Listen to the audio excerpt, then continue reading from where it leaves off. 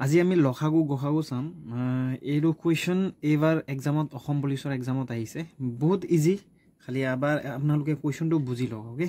ইয়াত কি কৈছে যে ইয়াত ইংলিছতো দিয়া আছে অসমীয়াতো দিয়া আছে ওকে ইয়াত কৈছে সংখ্যা দুটাৰ লখাগু আৰু গখাগু ক্ৰমে 24 আৰু 4 ওকে যদি তাৰে এটা সংখ্যা 12 হয় আনটো সংখ্যা কিমান হ'ব ওকে ইয়াত কি বুলি কৈছে ইয়াত আপোনাক লখাগু এলসিএম দিয়া আছে ওকে এলসিএম 24 দিয়া আছে লখাগু 24 দিয়া আছে এইচসিএফ মানে আপোনাৰ এইচসিএফ মানে গখাগু কিমান দিয়া আছে 4 দিয়া আছে ঠিক আছে হেৰু দুটা দিয়া আছে তাৰে এটা সংখ্যা 12 দিয়া আছে আনটো সংখ্যা বেলেগ সংখ্যাটো কি হেৰু লিয়াব লাগে তাৰ কাৰণে আমি এটা ফৰ্মুলা জানিব লাগিব এইটো ফৰ্মুলা বহুত ইম্পৰ্টেন্ট এইটো ফৰ্মুলা একেবাৰে ইজি ফৰ্মুলা ওকে ইয়াত আপোনাৰ যোনটো এলসিএম বা লখাগু আৰু বা এইচসিএফ বা গখাগু এটো দুটা মাল্টিপ্লাই কৰিব লাগিব LCM into HCF okay equal to এটো সাইডে থাকে প্ৰডাক্ট অফ টু নাম্বাৰ মানে সংখ্যা দুটাৰ পূৰণফল লখাগু পূৰণ গখাগু ইকুৱেল টু সংখ্যা দুটাৰ পূৰণফল ইউজ কৰিব লাগিব সক সাপোজ ইয়াত কোৱেশ্যনত কৈছে আপোনাক কিমান দিয়া আছে লখাগু বা এলসিএম কিমান দিয়া আছে 24 তো ইয়াত বহাই দিও ইয়াত এটো এলসিএম না এটো এলসিএম ৰ জায়গাত 24 দিও এলসিএম মানে লখাগু তো 24 দিয়া আছে 24 ৰ জায়গাত 24 বহাই গখাগু এইচসিএফ কিমান দিয়া আছে যিমান ভ্যালু দিয়া আছে ইমানটো বহাই দিয়ক ইনটু আৰু এইচসিএফ মানে 4 দিয়া আছে 4 বহাই দিয়ক ইনটু সংখ্যা দুটাৰ পূৰণফল প্ৰডাক্ট অফ টু নাম্বাৰ সংখ্যা দুটাৰ পূৰণফল মানে কি সংখ্যা দুটা সাপোজ দুটা সংখ্যা লওকচোন ধৰি লওক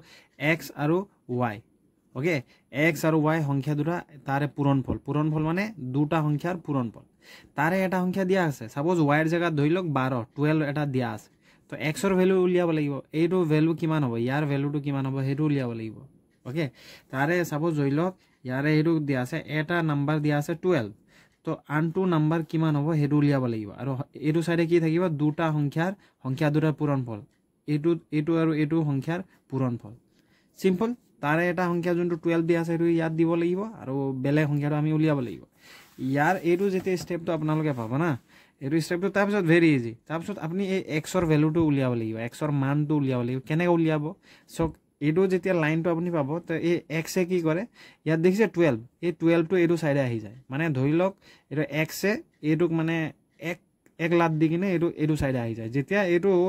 12 টো এইটো সাইডে আহি যায় না 12 টো এইটো সাইডে আহি যাব তেতিয়া ই ডাইৰেক্ট তলত আহি যাব কাৰণ যেতিয়া মাল্টিপ্লাই আছে ৰাইট হ্যান্ড সাইডে মাল্টিপ্লাই আছে যেতিয়া নাম্বাৰ এটা আপুনি ৰাইট হ্যান্ড সাইডৰ পৰা লেফট হ্যান্ড সাইড কোনোবা এটা নাম্বাৰ ৰাইট হ্যান্ড সাইডৰ পৰা লেফট হ্যান্ড সাইড লৈ বা লেফট হ্যান্ড সাইডৰ পৰা তাৰ মানে আপোনাৰ জাগাটো যেতিয়া চেঞ্জ কৰিব তেতিয়া ইয়াৰ সাইনটো চেঞ্জ হয় এইটো মাল্টিপ্লাই সাইনটো কি হ'ব এইটো আহিলে ইয়াৰ ডিভাইড হৈ যাব ঠিক আছে ডিভাইড হৈ যাব মাল্টিপ্লাই সাইনটো ডিভাইড হৈ যাব কেনেবাকে যদি ইয়াত প্লাস থাকে এইটো মাইনাস হ'ব মাইনাস থাকিলে প্লাস হ'ব সদায় মনত ৰাখিব ওকে তো ইয়াত এইটো মাল্টিপ্লাইড আছে তো মাল্টিপ্লাইডটো যেতিয়া লেফট হ্যান্ড সাইডে আহি যাব এইটো ডিভাইড হ'ব মানে এইটো যোনটো ই ডাইৰেক্ট 12 টো কি হ'ব ডিভাইড মানে ই ডাইৰেক্ট তলত আহি যাব মানে 24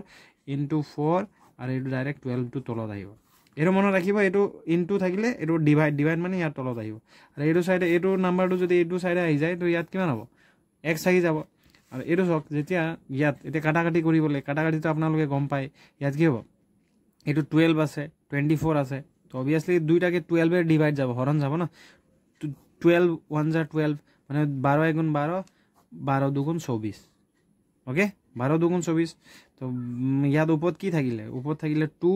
ইনটু আৰু এইটো 4 থাকিলে তলত তো 1 তো কেতিয়াও তলত নিলিখে 1 থাকিলে তলত হেতু আমি নিলিখো মানে ওকে x আৰু এইটো কি হ'ব 2 4 যা 8 ইকুৱেল এইটো x ৰ ভ্যালু তো x ৰ ভ্যালুটো আমি কিমান পালো 4 হেটো এনসাৰ ইয়াৰ আপুনি এনসাৰটো চাব পাৰে এটো b যোনটো এনসাৰ